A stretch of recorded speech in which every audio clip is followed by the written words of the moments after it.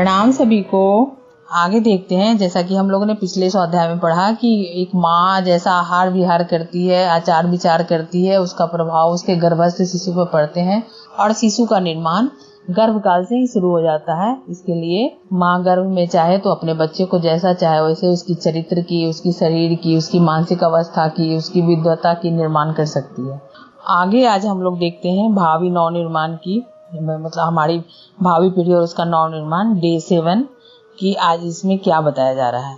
स्वस्थ शरीर के लिए जहाँ पौष्टिक भोजन की प्रमुख भूमिका होती है, वहीं हल्का श्रम या व्यायाम भी आवश्यक होता है। विश्राम के नाम पर खाट पर पड़े रहना, आलस्य में समय गुजारते रहना गर्भिणी एवं बच्चा दोनों के लिए हानिकारक होता है। बच्चे पर आलसी स्वभाव की छाप पड़ती है। इससे बचने के लिए माता को हल्के व्यायाम करनी चाहिए। घर के छोटे मोटे कार्यों को करते हुए अपने को व्यस्त रखना चाहिए। इससे स्फूर्ति बनी रहेगी, जिसका प्रभाव बच्चे को भी स्फूर्तिमान बना सकेगा। हाँ, नाड़ियों और मांसपेशियों पर अधिक दबाव डालने वाले परिश्रम न किया जाए। जैसा कि हम लोग जनरली जानते भी हैं कि एक जो मतलब गर्भवती महिला होती है, उसको भारी भरकम काम नहीं करना चाहिए, भारी वजन नहीं उठाना चाहिए, ऐसे लगातार काम नहीं करना चाहिए, थकान रहित काम करना चाहिए, लेकिन कुछ न कुछ करते रहना चाहिए, हल्के फुल्के काम करना चाहिए। व्यायाम भी है तो बहुत एक्सरसाइज वगैरह है जो बहुत ही अपने मन से ज़्यादा नहीं करना चाहिए। करना भी चाहिए तो डॉक्टर की सलाह लेकर करना चाहिए, या फिर अपनी शारीरिक जो अवस्था है उस हिसाब से अपनी सुविधाजनक स्थिति देखते हुए हल्के फुल्के व्यायाम करना चाहिए। इससे बच्चे जो है स्फूर्तिवान होते हैं। उनमें मतलब बच्चे के इस तरह से निर्माण होते हैं कि उसमें भी माँ का प्रभाव पड़ता है और उसे भी आलस्य प्रमाद नहीं होते। अगर कोई एक माँ जो गर्भवती माँ है, माँ बनने वाली जो होती है, अगर वो आलस्य प्रमाद करती है तो उसका प्रभाव भी गर्भस्थ शिशु पे पड़ता है। यहाँ यही बताया जा रहा है। माता के भले बुरे चिंतन का भी प्रभाव गर्भस्थ शिशु पर वैसे ही गुण, कर्म, स्वभाव एवं संस्कारों के रूप में पड़ता है। माता के मन मस्तिष्क में जैसे विचार उठते हैं, उनकी छाप सूक्ष्म रूप से बालक के मन मस्तिष्क पर पड़ती है।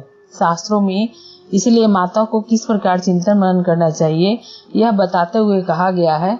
क्या कहा गया है? काम क्रोध भयादिश हृदय नैव चिंतय सर्वदा शुभ संकल्पवान कुर्यार्थ संतति धारणी।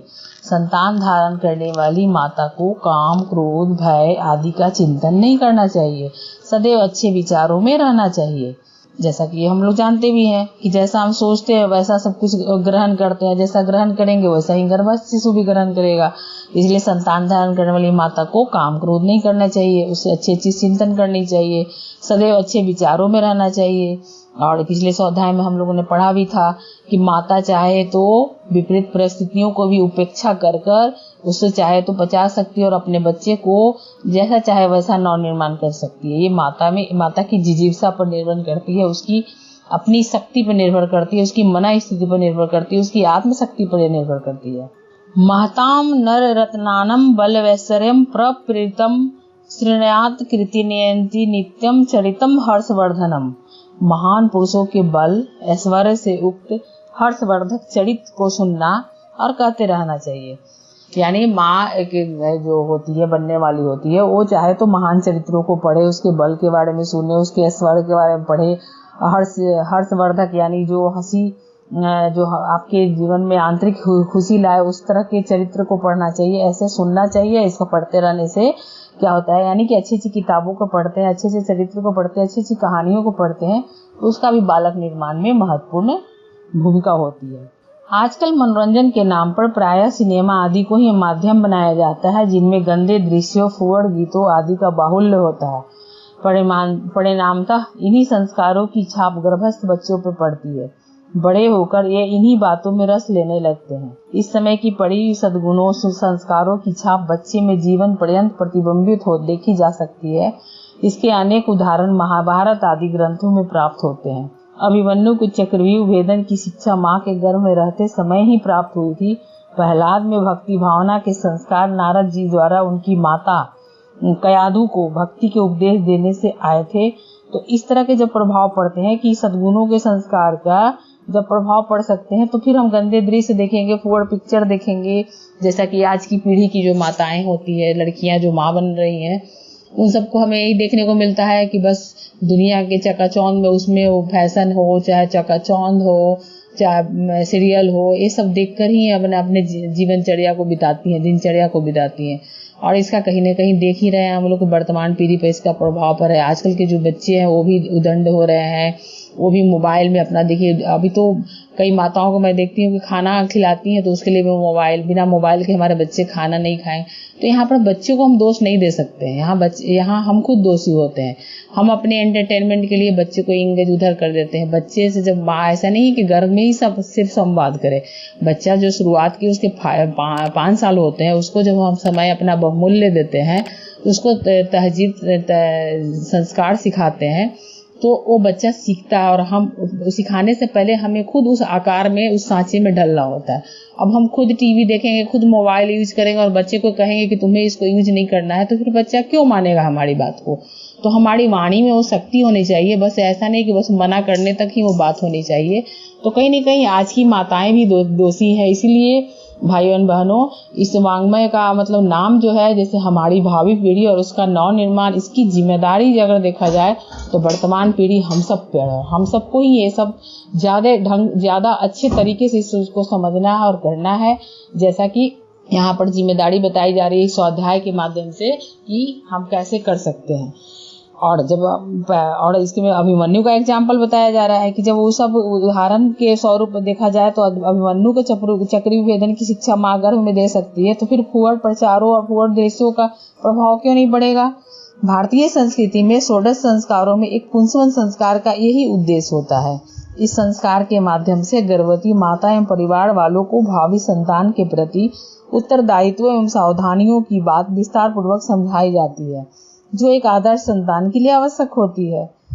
पुंसवन संस्कार जो गर्भ में रहते 3 महीने के बाद, कभी भी 3 महीना जैसे ही हमारे मतलब जो गर्भवती माता होती है उसके बाद ये संस्कार दिए जाते हैं।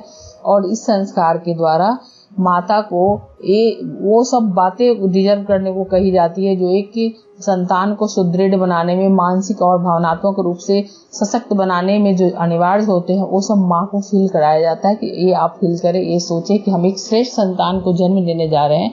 इस तरह से संस्कार के द्वारा, पुंसवन संस्कार के द्वारा गर्भ में ही जो आने वाली जो संतान होती है, जो भी जीवात्मा होती है, उसको संस्कारित किया जाता है। क्योंकि वो जीवात्मा कहाँ से कितने हजारों लाखों योनियों का वो सफर कर आ रही है, उसके चित्त पे क्या क्या संस्कार है, उसको एक तरह से धुलाई का काम किया जाता है ताकि वो गर्भ से बाहर आए। तो इस संस्कार के द्वारा वो संस्कारित होकर बाहर आए, ताकि माँ को उसको मतलब फिर उसको सांचे में ढालने में ज्यादा दिक्कत नहीं हो। इसलिए गर्भ में इस पुंसवन संस्कार का काफी महत्व है।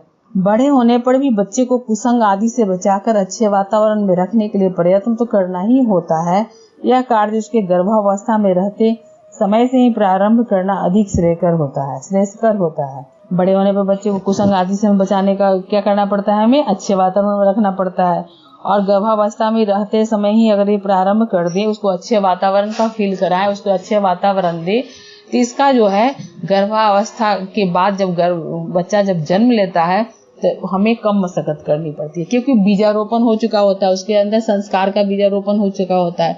तो बीज जब संपुष्ट रहेंगे, पुष्ट रहेंगे, तो उसको फिर वृक्ष बनने में, फल देने में उसको आसानी होती है, क्योंकि बीज ही अपने आप में पुष्ट है, संतुष्ट है और अपने आप में वो स्वस्थ है। तो स्वाभाविक है कि जो उसका उत्पादन होगा, उसका जो वो पुष्पित फलवित बीज जो वृक्ष और पौधे के रूप में होगा, तो वो संस्कारित होगा, वो फलदायी होगा। इस प्रकार स्वस्थ, सुंदर, निरोग एवं सुसंस्कारी संतान के लिए माता को अपने विशेष उत्तरदायित्व को समझना चाहिए और इस अवस्था में अपने शारीरिक मानसिक स्वास्थ्य का संरक्षण करते हुए बालक के व्यक्तित्व एवं मस्तिष्क का भी निर्माण करना चाहिए।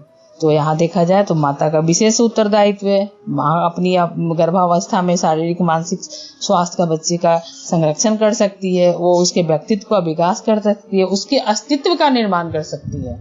एक माँ में एक जननी होने के नाते उसके अंदर ये शक्ति है। माँ को खुद उसके लिए पहले अपने आप को गढ़ना होता है। तो एकदम ये जो टाइटल है कि हमारी भावी पीढ़ी और उसका नव निर्माण, इसको खुद में जीने की जरूरत है। खास करके हम आप जैसे वर्तमान पीढ़ी को, तो हम इसको समझे और हम कहाँ पर किस रूप में इस उद्देश्य को लेकर इसको चरितार्थ करने के लिए हम क्या रोल अदा कर सकते हैं, इसकी गुंजाइश को देखे, समझे। भाइयों और बहनों, इस स्वाध्याय के माध्यम से यही गुजारिश की जा रही है। सभी को धन्यवाद। नेक्स्ट डे फिर हम लोग मिलते हैं।